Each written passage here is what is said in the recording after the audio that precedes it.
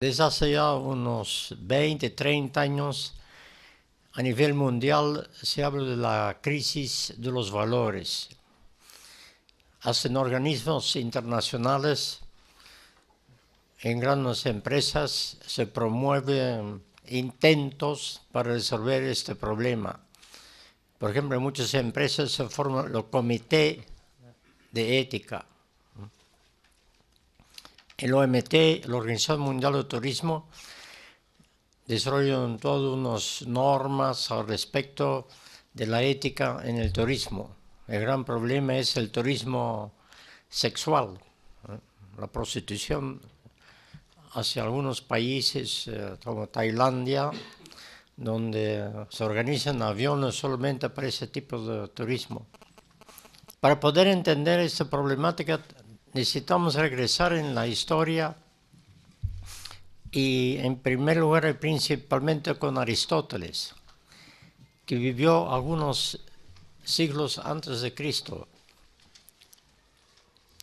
Él es el primero en la historia que hace la pregunta cómo uno se hace virtuoso, es decir, cómo uno actúa bien, en diferencia con sus grandes que lo precedían, Platón y Sócrates, que pensaban que el hombre vive naturalmente su vida y no hay ninguna pregunta cómo uno debe comportarse, porque la ética se refiere a un deber,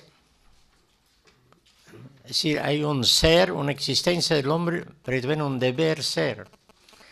Aristóteles fue el primero que hizo esta pregunta y él dice: el bien es inherente a todos, las plantas, los animales, el hombre, todos buscan su desarrollo, su evolución, su realización. En otras palabras, todos buscan su bien. Y Aristóteles es el gran filósofo que lanza la ética como el bien. Pero en diferencia con el hombre, dice él, el hombre debe realizar el bien a partir de su razón y su voluntad. En diferencia con los animales y las plantas, donde el desarrollo, el bien es automático, espontáneo. En el caso del hombre no.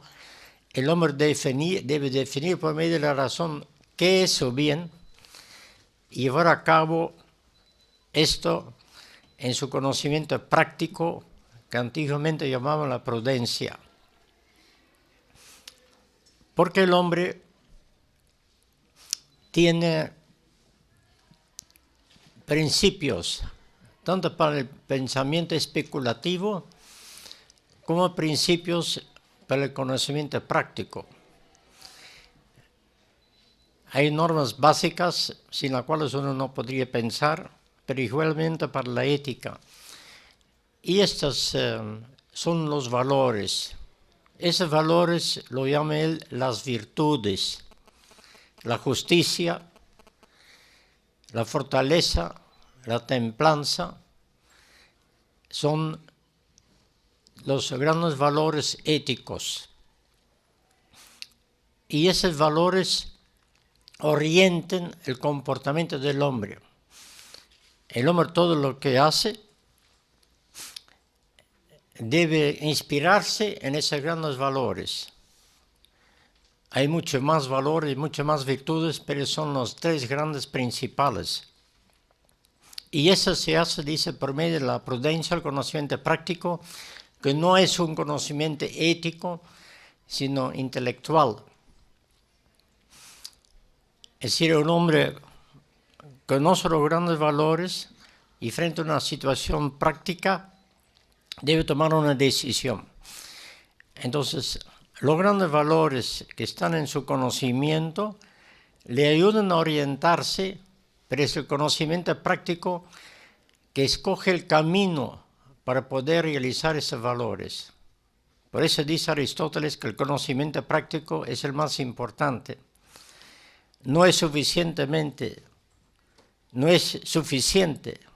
ser bueno, también hay que saber aplicar el bien. No es suficiente ser bueno con tus hijos, pero hay que saber educarlos. Si no es suficiente ser bueno, es decir, ceder todo, permitir todo, no es educación. También debes utilizar la razón y orientar, obligar a ciertas cosas. Entonces se desarrolla toda la filosofía de la ética de las virtudes o la ética de los valores. En la Edad Media, 15 siglos después, el gran representante de la teología, Tomás de Aquino, va a asumir esta ética de Aristóteles. Pero le va a dar otra orientación y va a decir, el bien es Dios. Aristóteles dice,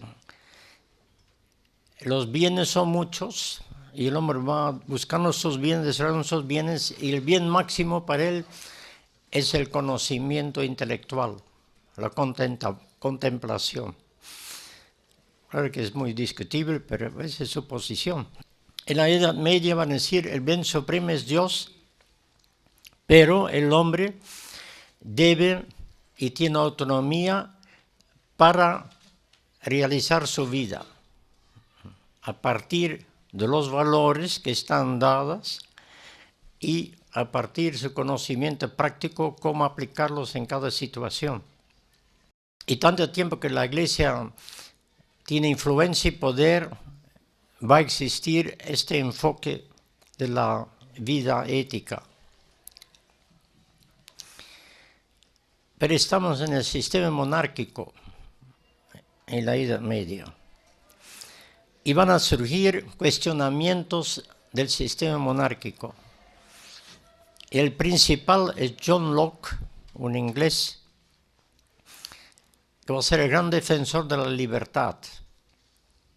No es posible que una sola persona, el rey, decide todo y sabe todo. Nosotros también tenemos razón. Nosotros también sabemos pensar. También sabemos tomar decisiones. El sistema monárquico, así en este sentido absoluto, hasta ahora existe en algunos países árabes. En el mes de enero yo estuve en Londres con el directorio del IPRA. En el directorio está el jefe de relaciones públicas de toda Saudi Arabia, el país más poderoso en petróleo del mundo. Y él dijo, tengo una mala noticia, falleció nuestro rey. Muy buena persona, porque este año ha dado a 5.000 jóvenes becas por todo el mundo, donde quieren, el país que quieren, la profesión que quieren, él paga todo. Es decir, el sistema de la Edad Media, el rey decide todo. Y felices con su rey, pues muy buena persona, porque ha tomado decisiones a favor de los jóvenes. John Locke cuestiona la autoridad en nombre de la libertad, y bien empieza la gran lucha por la libertad, posteriormente el liberalismo, que va a ser el gran cambio frente al sistema monárquico de la Edad Media, que se va a desarrollar. Él va a tener mucha influencia en Voltaire, Diderot, Rousseau, d'Alembert, los filósofos franceses que van a promover y dar las ideas para la Revolución Francesa. Entonces, en la Revolución de París se va a instalar el sistema democrático. Si la idea de libertad termina en un sistema democrático, las personas eligen a los que les van a representar para que formulen las leyes, y las leyes protegen la libertad de cada uno. Si todos en el país cumplen con la ley, todos vivimos tranquilos. Si la idea central de la Revolución democrática es la ley, el respeto para la ley. Es el liberalismo tradicional. Después va a surgir en Inglaterra otro filósofo inglés, Hume, que es el primero que va a cuestionar la razón y cuestionar, por lo tanto, los valores.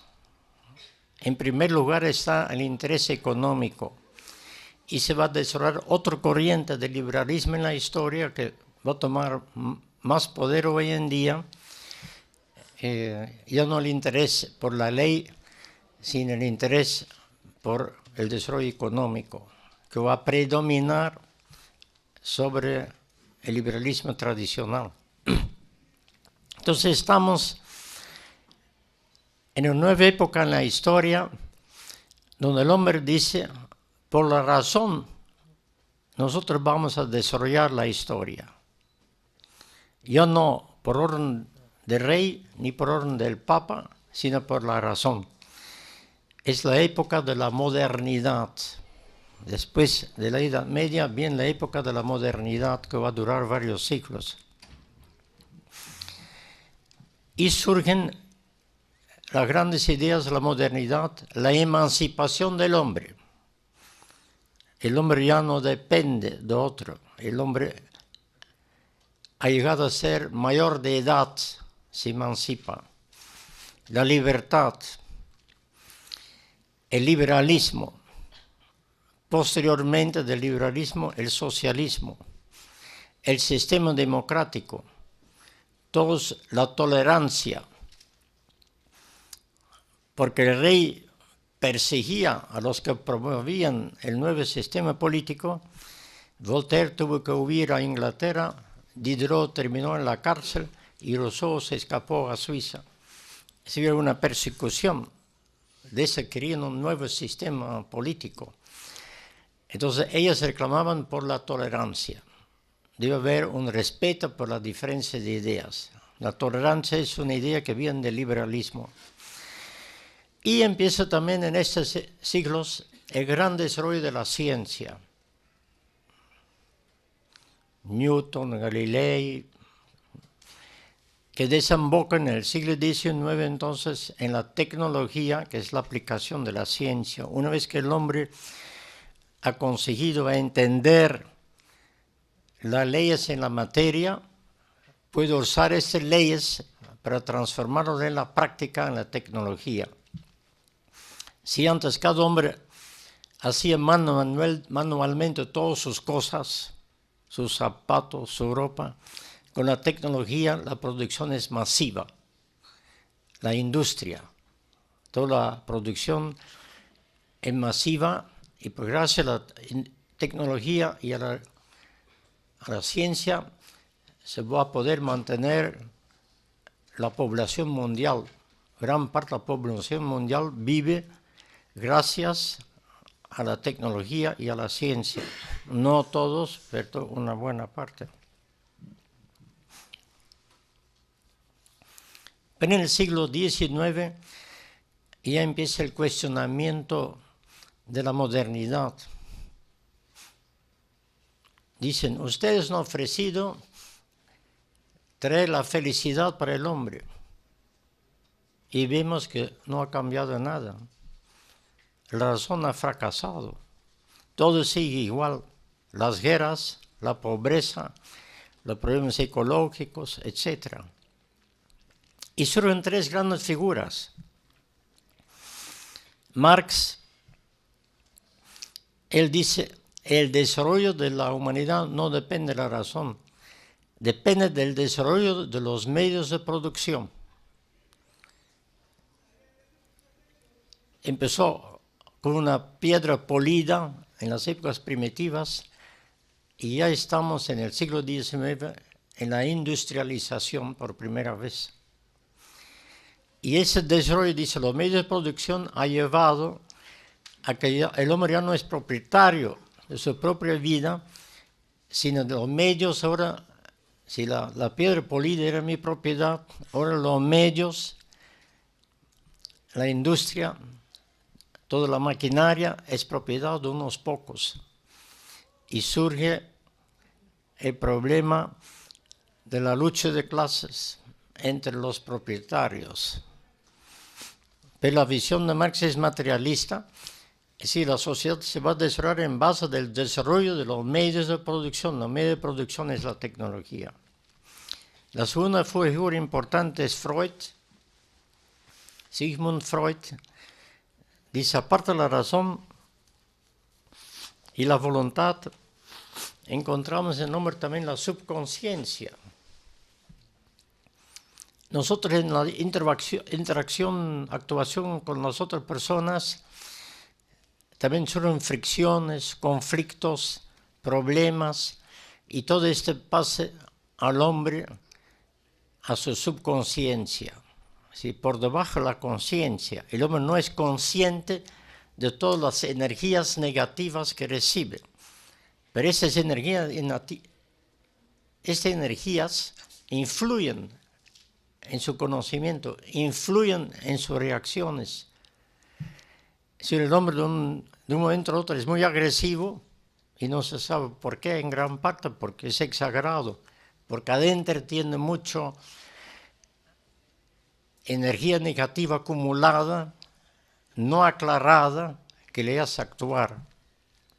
Cuestionamiento de la razón, porque la razón no es lo único que define la vida, también la subconsciencia. En tercer lugar, lo que más me interesa para la ética, porque en las dos otras visiones no hay ética, es Friedrich Nietzsche. Y él dice, dudo y lo único que existe es la duda. Entonces, el principio de todo es la duda.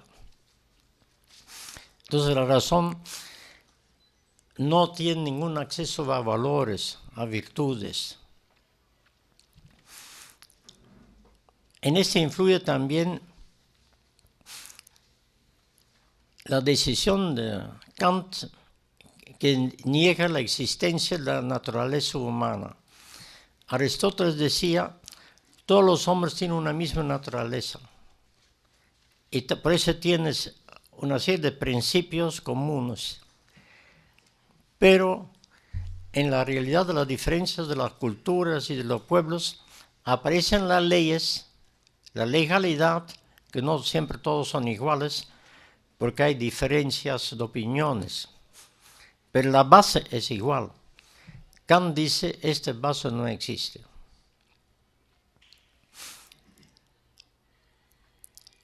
Es decir, no hay naturaleza humana. La teología decía en la Edad Media, Dios ha creado al hombre, no sabemos quién es Dios, porque con nuestro conocimiento limitado no podemos decir nada de lo absoluto, porque todos nuestros conceptos son limitados. Pero como Dios ha creado el hombre a su imagen, encontramos dentro de nosotros la imagen de Dios, es lo que nosotros conocemos, son los valores, como la justicia, la fortaleza. Nos descubrimos esos valores y actuamos a partir de esos valores. Nietzsche dice que la razón no ha resuelto ningún problema, la razón no sirve para nada, entonces ¿qué queda al hombre? Los instintos. Y entonces Nietzsche va a plantear el hombre es instinto de poder. Cada hombre busca desarrollar a sí mismo, todo en función de sí mismo. Todo es interpretación de interpretación. Si yo voy a robar al profesor Iribarren 10.000 soles, para mí es un bien. Esa es mi interpretación, es un bien para mí. Él va a decir, es un mal para mí, pero es su interpretación, no me interesa. Si cada uno tiene su interpretación, el robo no existe. Solo existen interpretaciones, ¿no? Por negar la existencia de la razón. Esa es la problemática que vivimos hoy en día. Los filósofos son expresión de lo que existe en la sociedad. Nosotros vivimos en una sociedad donde el gran principio de la vida ya no se respeta. Sicarios, asesinatos, asaltos, robos, 50.000 hectáreas de la selva con mercurio, etcétera, etcétera, etcétera. Una inmensidad de problemas. El 80% de la gente en Lima, Trujillo, Chiclayo va con miedo a la calle porque saben que en cualquier momento le pueden asaltar, extorsionar. Muchos empresarios viven no solo con la amenaza de extorsión, sino pagan mensualmente para que no les quemen la casa o la empresa o no los maten. Es decir, hay una crisis total. Por la situación en la cual ha llegado la humanidad, eso no es solo en el Perú, es en todo el mundo. En los países desarrollados un poco menos, porque han tenido un enorme bienestar. Del año 50 hasta 2000, 2005, la desocupación en los antiguos países de Europa, en Estados Unidos, no llega a 5%. Entonces, cuando todo el mundo tiene trabajo, todo el mundo tiene un buen sueldo, no hay esta amenaza de la que conocemos acá, ¿no? Y en otros países de América Latina o en Asia. Y ese crea el conflicto actual y ese problema se agrava porque el hombre busca solamente su interés económico. Y la economía ya no está en manos de los gobiernos, sino en manos de las empresas transnacionales. Los gobiernos tampoco no representan tanto a los ciudadanos, y los ciudadanos saben que los gobiernos tienen poco poder, y surge lo que se llama el multiculturalismo, que es otro fenómeno del siglo XX. Cada cultura se encierra en sí mismo, el hombre se encierra en su barrio, con sus amigos o su familia, y el resto no le importa. No cree en la política, no cree en los políticos, y no espera nada de ellos. Y sabe también que el mundo está manejado económicamente por las empresas transnacionales. Las empresas transnacionales aplican la ley de la competitividad. Hay que investigar, conseguir un producto nuevo y mejor de lo que existe. Él que logra vende y él domina el mercado. Entonces, una vez consigue el producto hay que venderlo. Entonces, por medio de la publicidad, en la televisión, principalmente, también en la radio, periódico, se hace propaganda del producto y se trata de convencer a todos que compren. Y se convierte el hombre en un consumidor. Vivimos en la sociedad de la producción y el consumo. Y el hombre es un consumidor. Y la empresa transnacional trabaja con gente calificada, porque la tecnología es cada vez más compleja y se necesita una persona calificada para poder trabajar en esta empresa.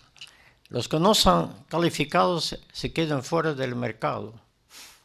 Si todos los grandes barrios marginales que están surgiendo también en Europa, sobre todo los inmigrantes, que llegan con millones y millones y no tienen calificación, están ya en barrios marginales y viven de donaciones de los gobiernos.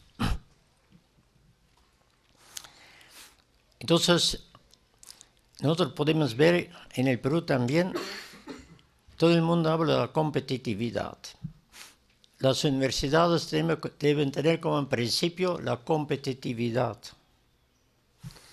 En nuestra Universidad San Martín también el principio es la competitividad, menos en mi facultad yo no le he permitido. Nosotros planteamos siempre objetivos, no competitividad. Porque la competitividad es formar un hombre apto para producir y solo para producir. Es decir, toda su formación se estrecha a ser un productor y se elimina toda la parte humana, la parte cultural. En los últimos años en Estados Unidos el presidente Obama eliminó el presupuesto para todas las carreras humanistas en las universidades en Estados Unidos. El gobierno solo apoya carreras de ingeniería, de ciencias, biología, química, física. Y todo lo que es humanidades está saliendo o ya salió de las universidades. Nosotros tenemos acá una profesora de Miami, de FIU, que viene a dar clases en posgrado de turismo y me dijo: el gobernador de la Florida nos ha dado 2 años para que nosotros informamos qué carreras son científicas y qué carreras son humanistas, para saber a dónde va a ir la plata. Como yo estoy en turismo, dice, esos son mis 2 últimos años. Turismo va a salir de la universidad porque es humanismo, no es ciencia, comunicación igual, etc. Esta idea ya se están aplicando también en Europa.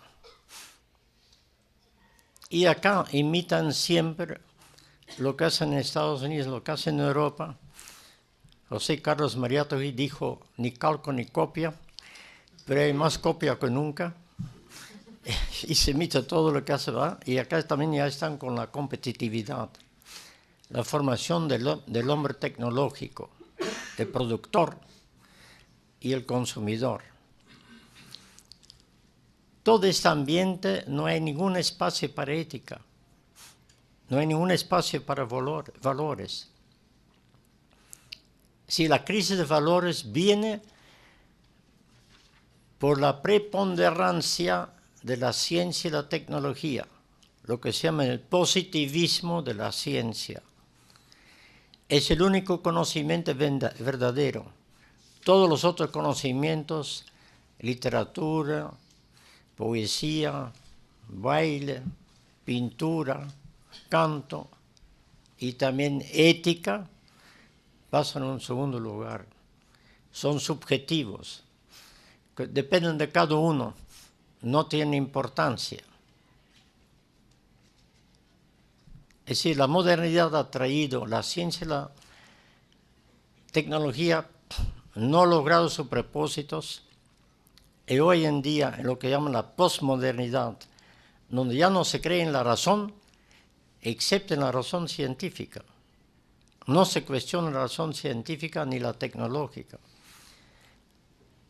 Esa preponderancia del positivismo es el origen de la crisis de la ética y de los valores.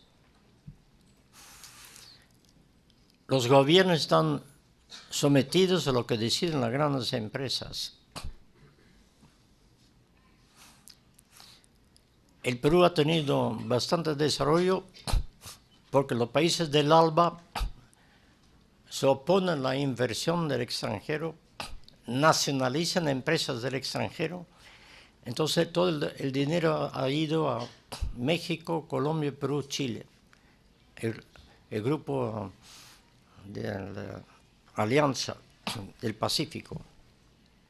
Si en esta circunstancia de la protesta de Venezuela, Argentina, Brasil, aunque Bolivia y Ecuador manejan con más cuidado su política económica y no excluyen las inversiones, y si estas circunstancias internacionales dominan las situaciones económicas de los países y crean todo el problema, porque los gobiernos pierden poder, la televisión está exclusivamente al servicio de este poder, porque la televisión vive de la publicidad. ¿Y quién paga la publicidad? Los que producen. ¿Y quién mira televisión? Los consumidores. Hubo hace poco una marcha de protesta de la juventud en Lima contra los programas vulgares de basura en la televisión. Es una expresión de la que está ocurriendo, pero los programas sí, porque hay mucho dinero de por medio.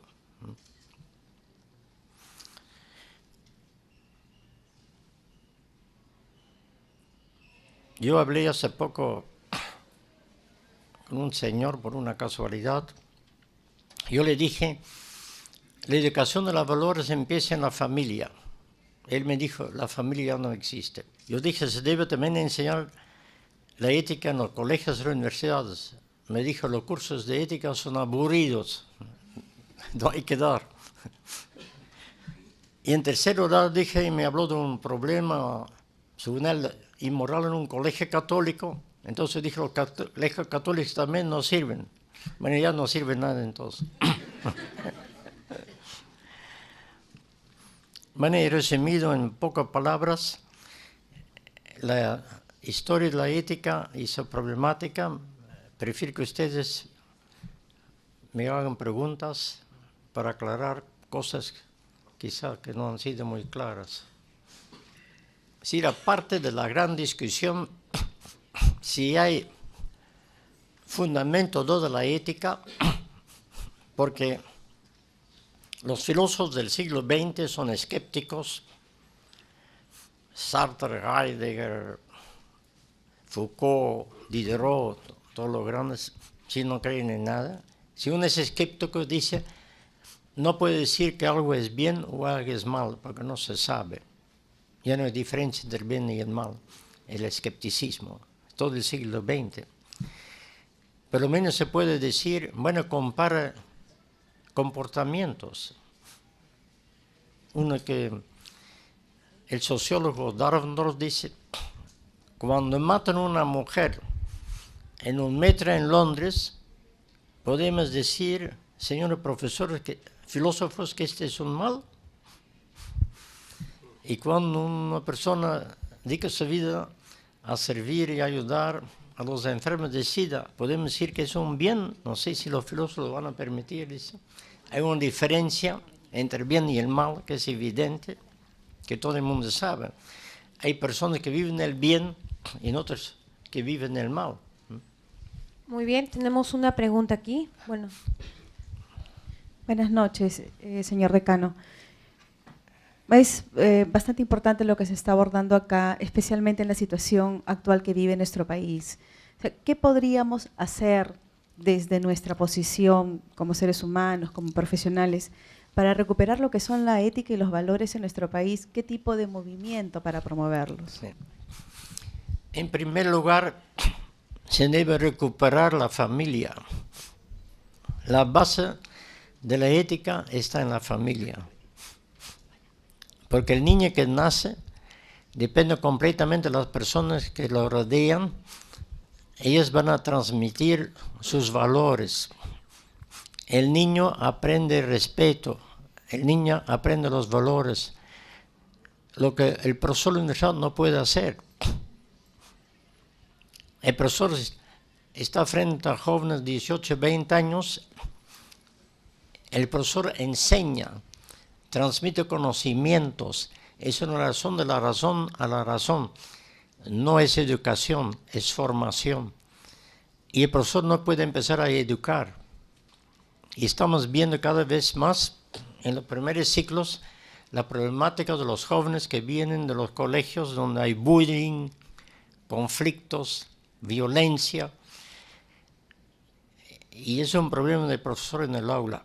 Sobre todo en los colegios del Estado, los profesores tienen grandes problemas para poder dictar sus clases, porque no reciben una educación en la familia.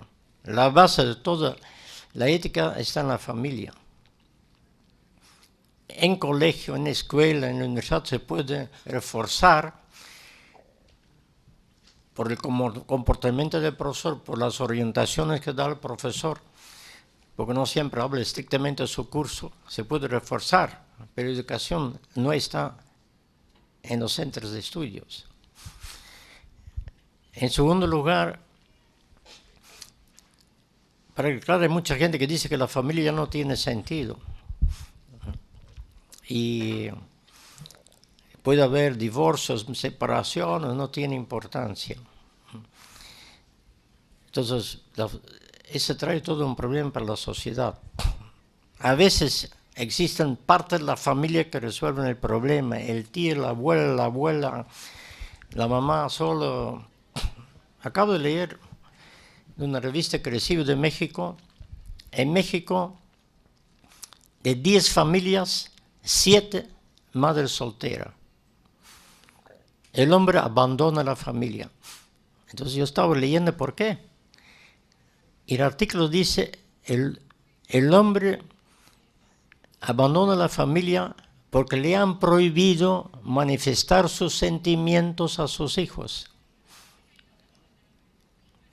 Porque es la sociedad machista.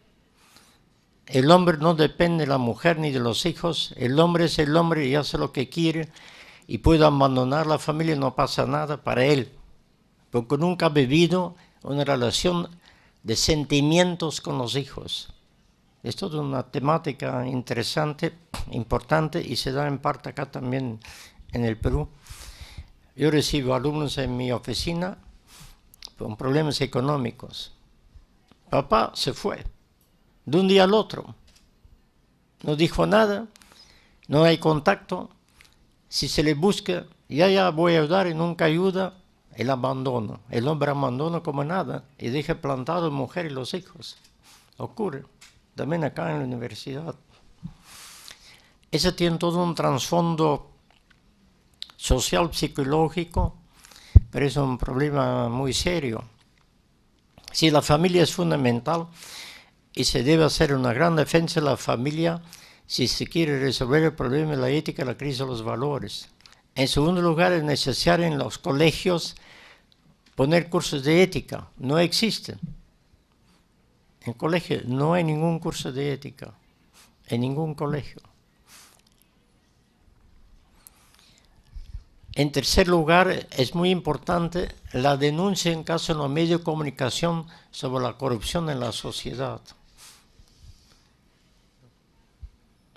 La corrupción en las grandes empresas, vimos hoy en día Odebrecht, ¿no? La corrupción entre los políticos. Los medios de comunicación son los únicos que nos dan esta información. Imagínense una sociedad sin medios de comunicación, sería terrible. No se sabría nada, podría ocurrir cualquier cosa. Todos los medios con todos sus defectos son fundamentales en un país para salvaguardar la democracia, la libertad y los valores. Esos son diferentes factores. La denuncia es importante, la formación intelectual, la familia. Y también debería haber una selección para los que ocupan los cargos públicos. Aristóteles dice, ¿cuál es el primer tema de la justicia? Todos ustedes piensan en la distribución de la plata. No, dice Aristóteles. La distribución de la justicia es en primer lugar a quienes vamos a dar los cargos públicos, porque ellos van a distribuir. Y si son ladrones, ¿cómo van a distribuir? Es decir, debe haber normas para poder ir al Congreso, o para ser ministro, o para estar en el Poder Judicial. Y Aristóteles dice hay dos normas, intelectual, conocimiento y ética. Esas son las normas que aplican en China hoy en día. El gran especialista de China, Danino, escribió hace poco un artículo en el diario El Comercio sobre ese tema. Los mejores alumnos de colegio les dan un pañuelo rojo. Cuando termine el colegio juntan a todos, 80,000, 100,000, examen. La mitad, ellos van a ocupar los cargos en el país. desde lo más pequeño al más grande, pero cada vez con exámenes. Y se investiga su vida privada. En las últimas elecciones regionales del Perú, eligieron a 2 narcos presidentes de región. No hay ningún criterio, ninguna norma, ninguna exigencia, porque es antidemocrático. Cualquier puede. Los chinos dicen también, un asesino sale de la cárcel y tiene un voto que es igual al voto del hombre más sabio o del héroe más grande del país. ¿Cómo va a tener el mismo poder de voto? Un narco que sale de la cárcel vuelve a ser narco, porque no tiene otra manera de vivir. No, es antidemocrático. Ha cumplido la pena con la cárcel, ha cumplido su sanción, ya es un hombre que puede participar plenamente en la sociedad. Eso son lo que uno puede leer en los periódicos, si no hay normas.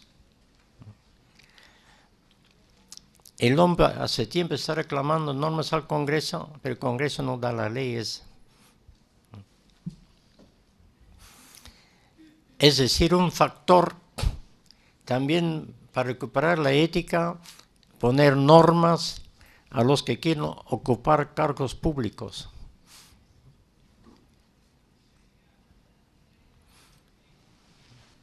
Doctor, muy buenas noches. El que habla es coronel de la Policía Nacional del Perú, docente en la Escuela de Oficiales de Ética y en la Escuela Superior de la Policía, Liderazgo y Toma de Decisiones. He venido con mucho gusto a escuchar vuestra conferencia por primera vez en esta gran universidad. Y como tal, quería hacerle una pequeña pregunta. ¿Cuál es la diferencia que existe entre ética y moral? ¿Cuál es más antiguo, la ética o la moral? ¿Y cuál debe aplicarse más en una institución, cualquiera que fuera por un lado? La otra es la siguiente. Quiero hacerle llegar a usted que he hecho llegar una carta al señor rector de la Universidad, José Antonio Chang Escobedo, en la cual yo como escritor, porque no solo soy docente, sino también soy escritor, le hago llegar un libro a través de un CD que dice y se titula Los pensamientos policiales, en la cual está involucrado precisamente la ética y la moral que deben tener no solo los policías nacionales, sino todo peruano en general. Gracias. Bueno, en primer lugar, hay una discusión entre los filósofos sobre ética y moral. Cada uno la interpreta a su manera. Pero en segundo lugar, la mayoría considera la moral como los comportamientos existentes en las culturas, mientras que la ética es la reflexión principista sobre esos comportamientos, para ver si estos comportamientos verdaderamente son éticos.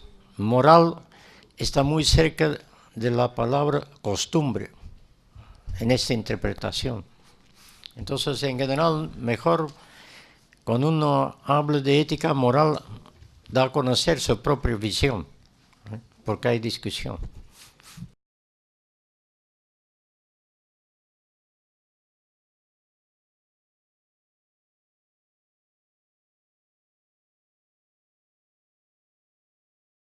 Cuando Nietzsche dice no hay diferencia entre el bien y el mal, estamos en el relativismo. El bien es lo que a mí me conviene, aunque hace mal al otro. Y para el otro, el bien es lo que a él le conviene, aunque hace mal a mí. Es decir, todo es relativo, todo está en función del interés del individuo. No hay normas universales. Hay una corriente que ha contribuido a superar este problema, que son los derechos humanos, que es una idea que viene de la Revolución de París. Pero los derechos humanos hoy en día los entienden en un sentido muy individualista. Cada uno reclama sus derechos. y nadie piensa en sus obligaciones. Y eso es inherente a la filosofía que está detrás de los derechos humanos. El Perú tiene el problema de terroristas que fueron condenados por los jueces sin rostro, fueron a la Corte de San José, dijeron había un error procesal, no pueden ser jueces sin rostro, pero contra la Constitución, hay que reiniciar el juicio, correcto, pero exigieron un pago de 10 millones, 11 millones. ¿Ves? La concepción individualista. No toman en cuenta estos jueces que este hombre hizo un daño por miles de millones al país. Solo ven el supuesto daño que se le ha hecho con un juicio equivocado. Esa es la filosofía individualista que viene de Estados Unidos, porque la Corte de San José vive principalmente del dinero de Estados Unidos. Reciben 400 millones de dólares de países, no viene la OEA, y 300 millones vienen de Estados Unidos y 100 millones de otros países. De modo que el que domina y da las normas en la Corte de San José es la filosofía de Estados Unidos, individualista.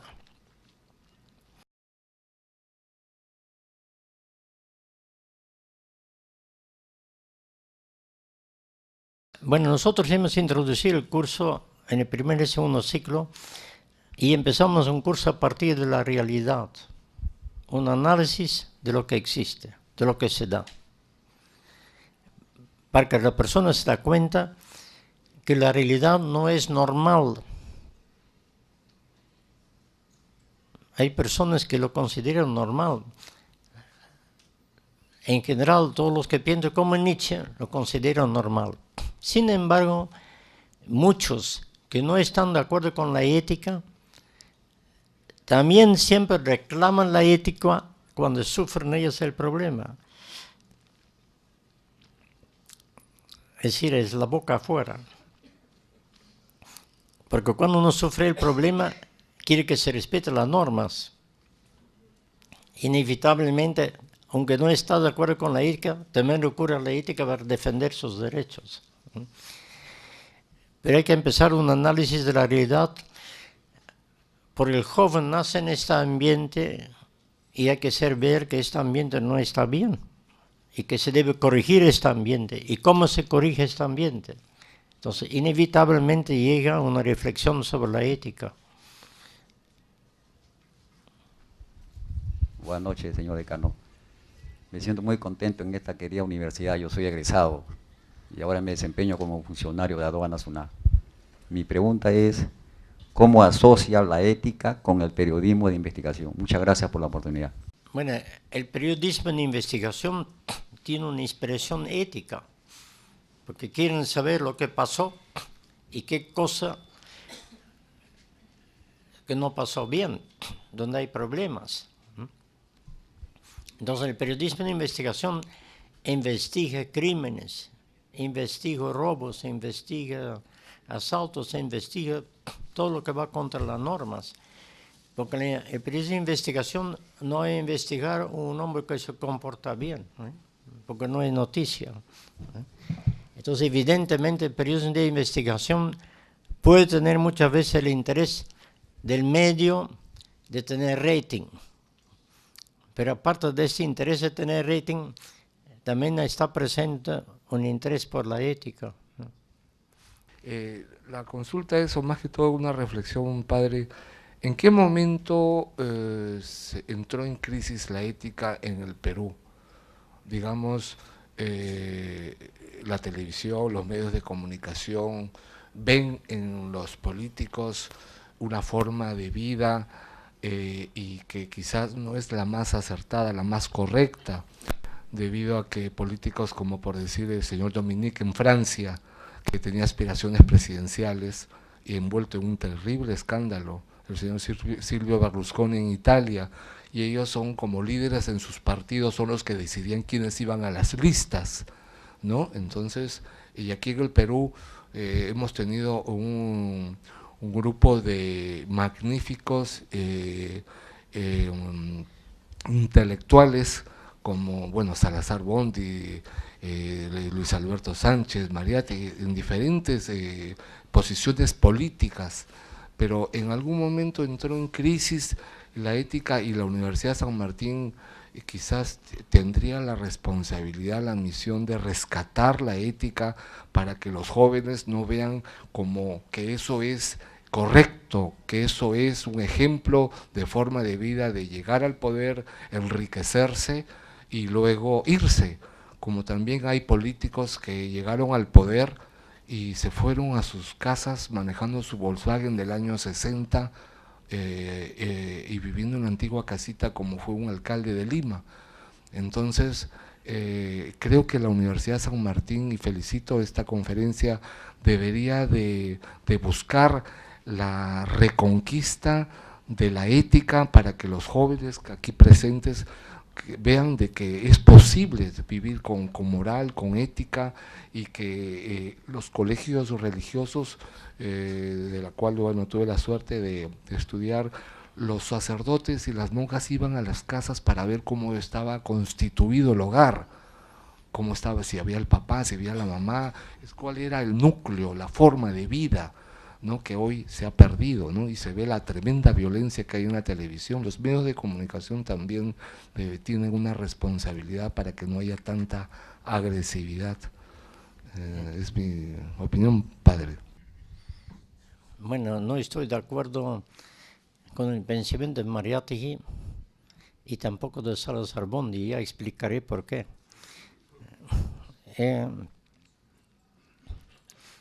En primer lugar, en América Latina tiene otra historia, no tiene la Edad Media, pero ha sido conocida en la época colonial. Son 5 siglos, ¿no? Época colonial. O 3 siglos, de 1500, 3 siglos. ¿Cómo estuvo la ética en la época precolombina? Muy difícil decir, no hay documentos escritos, ¿no? ¿Cómo fue lo de los incas y las otras culturas? Cuando llegaron los españoles acá, han pedido vencer a los incas, porque todas las otras culturas eran dominadas por los incas y se juntaban los españoles y les ayudaron a deshacerse de los incas. Toda una historia compleja. Yo no le he estudiado esto y no podría, en lo que podía leer no encuentro una respuesta. Amo, sume aquella, todo, no robar, no mentir. ¿Qué significa? Porque robaban mucho y por eso existía la norma, o no robaban, bueno, no lo podría decir. Lo que sí ocurre que de esa situación viene la conquista y la colonización. La colonización dominada por la Iglesia Católica en cuanto pensamiento. El Estado español manejaba la parte económica, la minería, pero la Iglesia traía su mensaje católico teológico. Mientras que en esta época en Europa existía la modernidad. Entonces ni el Perú ni América Latina han conocido la modernidad. Y que la ciencia, a ciertas élites intelectuales que están al tanto de la ciencia, pero no hay investigación científica, no hay producción tecnológica. No había un Manuel Kant que tuvo una influencia enorme en toda la modernidad en Europa, y su ética era norma en la modernidad en Europa. Acá no ha existido. Ha existido, van a decir, el catecismo católico. Es un enfoque teológico, de fe, que ha tenido su influencia, pero también sus límites. No ha habido el debate con la ciencia y la tecnología. Y después ha venido acá ya la posmodernidad, el cuestionamiento de la razón.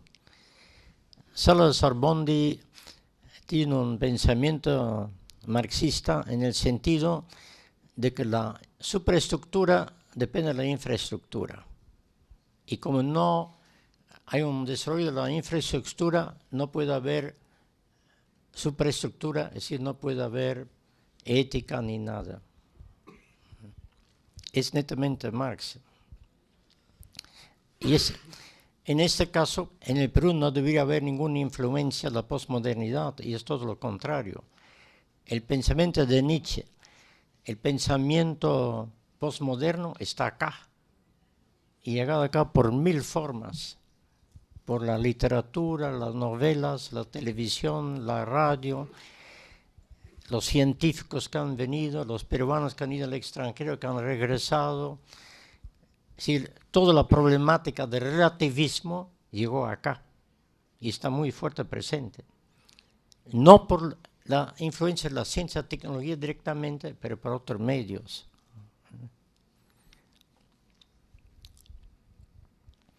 Es decir, se vive acá también, en el Perú, en todo el país de América Latina, la presencia de la posmodernidad. Es decir, de que la crisis de la ética, que es evidente.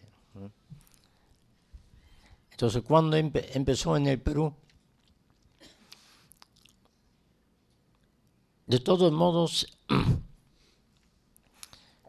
desde la independencia,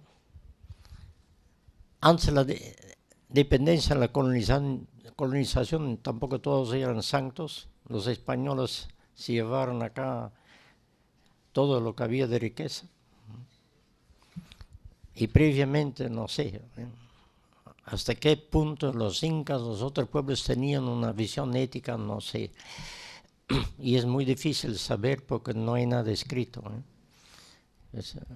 Pero de todos modos, acá está presente.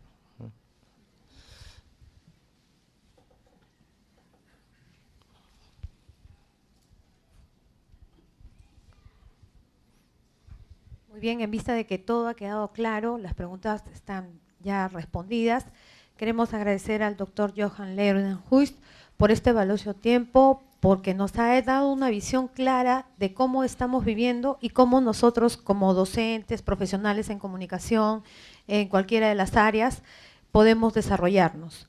Así que un fuerte aplauso para el señor decano.